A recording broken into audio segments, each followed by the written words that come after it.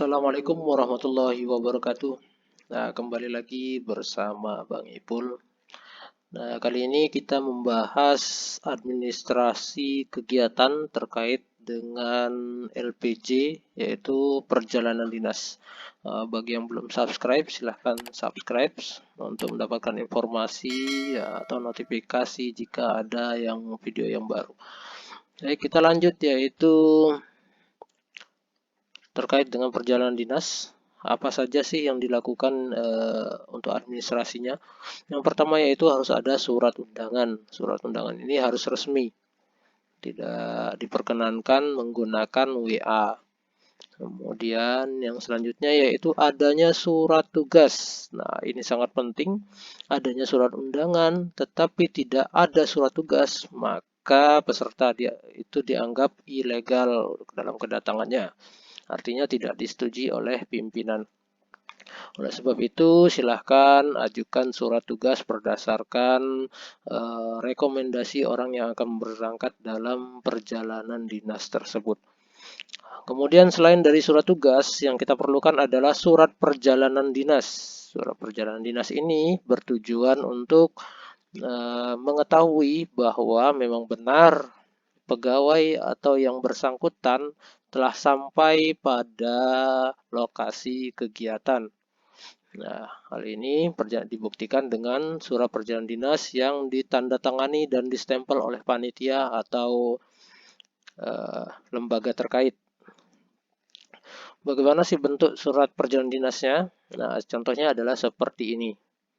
Ini adalah kop surat, kemudian nomor surat, kemudian nama pejabat pembuat komitmen, atau kalau madrasah yang swasta ini adalah kepala madrasah. Kemudian nama mahasiswa jika dia universitas atau perguruan tinggi. Kemudian atau nama pegawai yang diperintahkan. Ini di sini ya. Ini nama dan NIM. Kemudian pangkat, jabatan, golongan ini sudah ada. Kemudian maksud perjalanan tugasnya apa, rapat perjalanan dinas atau mengikuti kegiatan apa. Kemudian ada alat angkutan yang dipergunakan, bus, kereta, mobil dinas, atau kurang lagi satu yaitu pesawat. Kemudian tempat berangkat, kemudian tempat tujuan, mulai dari mana, alamat bukan dari rumah tetapi alamat tempat kerja, kemudian tujuannya kemana. Nama perjalanan sudah bisa dicoba di sini, yaitu dikeluarkan di mana, kemudian pejabat membuat komitmen atas nama siapa. Kemudian selanjutnya yaitu di sini adalah halaman belakangnya. Halaman belakang ini diisi oleh panitia. Yang pertama untuk kepala di sini adalah diisi oleh instansi terkait, siapa PPK-nya atau kepalanya, kepala madrasah. Kemudian yang perlu diisi oleh ketua panitia atau penyelenggara atau kepala lembaga yang jadi tujuan adalah di sini. Nomor 2, kiri dan kanan. Tiba di, contoh, saya akan pergi dari Jember ke Surabaya. Berarti tiba di Jember, tiba di Surabaya, berangkat dari Surabaya di sini ya. Kolom nomor 2, tiba di Surabaya pada tanggal 9, berangkat dari Surabaya tanggal 10, artinya saya menginap 1 hari. Nah, jika tanggal 10 ini saya berangkat lagi ke Malang misalkan, berarti lanjut ke halaman 2.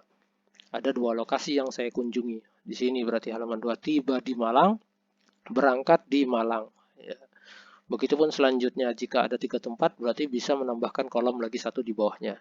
Nah, tiba kembali didudukan ini adalah tempat di asal, yaitu misalkan saya dari Jember, kemudian tiba kembali di Jember. Tanda tangan adalah pejabat pembuat komitmen. Ini semuanya ditandatangani oleh pejabat pembuat komitmen atau kepala madrasah bagi madrasah swasta atau PPK ya untuk madrasah negeri. Langkah selanjutnya ya ini. Kemudian seperti yang saya beritahukan tadi, ini yang perlu diingatkan, halaman yang kuning adalah yang pertama dan yang hijau adalah tempat lokasi kedua dalam satu per kali perjalanan dinas. Nah, bagaimana hasil perjalanan dinas itu dibuat? Nah, bisa dibuat seperti ini. Awalnya adalah kop surat, kemudian bawahnya adalah judul, hasil perjalanan dinas pada kegiatan apa, tanggal berapa, di mana. Dasar hukum diisi oleh nomor surat undangan atau surat tugas. Serta uraiannya, hasil kegiatannya diisi berdasarkan apa yang telah didapatkan pada perjalanan dinas tersebut. Dalam perjalanan dinas ini bisa dibuat satu lembar untuk beberapa orang. Contoh yang seperti di bawah, pelaksana tugas siapa saja, si A, si B, si C, kemudian tanda tangan oleh yang bersangkutan. Nah, untuk biaya pengeluaran apa saja yang diperlukan? Yaitu yang pertama transport PP, tiket, boarding pass, nota transport lokal, dan lain-lain. Nah, ini sangat penting transport PP ini, yaitu terutama masalah tiket dan boarding pass. Beberapa pegawai masih tidak mengindahkan atau tiket itu hanya tiket saja dibilang yang perlu, tetapi padahal yang paling penting adalah boarding pass. Apa sih fungsi boarding pass? Boarding pass ini berfungsi yaitu memang benar bahwa orang tersebut telah melakukan check-in pada terminal pemberangkatan. Bisa saja pembelian tiket dilaksanakan, namun dia tidak jadi berangkat. Dengan tersebut, maka wajib mereka mengembalikan uang tiket tersebut. Jika tidak melampirkan boarding pass, maka dianggap tidak melakukan perjalanan dinas tersebut dengan menggunakan tiket atau menggunakan yang lain bisa jadi, ya kan? Kemudian ada uang harian. Uang harian ini berdasarkan daerah masing-masing besarannya ya, dan juga perlu diperhatikan uang harian di daerah lain harus disesuaikan dengan SBM tahun yang bersangkutan. Contoh, SBM-nya adalah 150. Itu uang harian dengan perjalanan dinas 8 jam, maka contohnya di daerah A adalah 380.000. Maka uang harian jika mengikuti kegiatan dan dibayarkan oleh panitia, maka hanya bisa mendapatkan uang lokal, yaitu 150 atau uang balai diklat, uang diklat gitu. Bisa dilihat di SBM berapa ya. Kemudian biaya pendaftaran jika ada. Nah, biaya pendaftaran jika ada, maka ini dimasukkan dalam biaya pengeluaran. Kemudian ada invoice hotel atau penginapan, ini wajib ada. Ketika tidak ada, maka dianggap tidak menginap di hotel tersebut. Kemudian representatif. Representatif ini hanya untuk pejabat tertentu. Nah, bagi pejabat-pejabat mungkin disesuaikan dengan anggaran representatif. Nah, bagaimana sih bentuk rinciannya? Nah, rincian ini seperti ini ya. Nah, ini ada kop surat, kop lembaga, kemudian rincian perjalanan dinas. Lampiran SPD-nya, tanggalnya berapa, keterangan berapa. Nah, di sini perincian biaya. Perincian biaya kalau memang ada uang harian kali berapa hari. Kemudian berapa rupiah kali berapa hari ketemu jumlahnya. Kemudian representatif juga sama, ada atau tidak. Kemudian transport itu dihitung adalah PP. Kemudian biaya registrasi. Nah, transport ini bisa ditambahkan dengan tiket transport lokal baik sebelum berangkat dan setelah sampai. Itu bisa dibuat.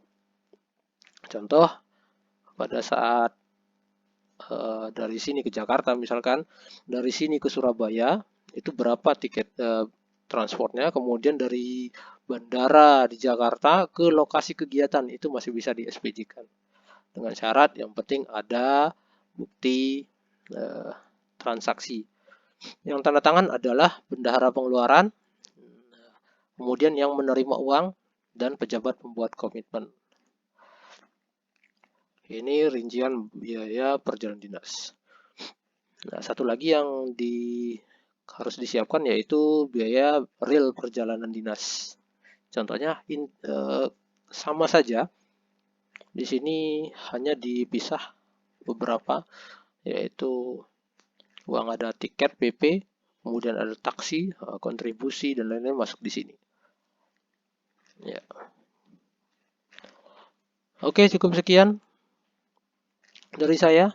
Jangan lupa dalam kegiatan perjalanan dinas harus ada foto kegiatan, yaitu foto selfie dengan background banner kegiatan.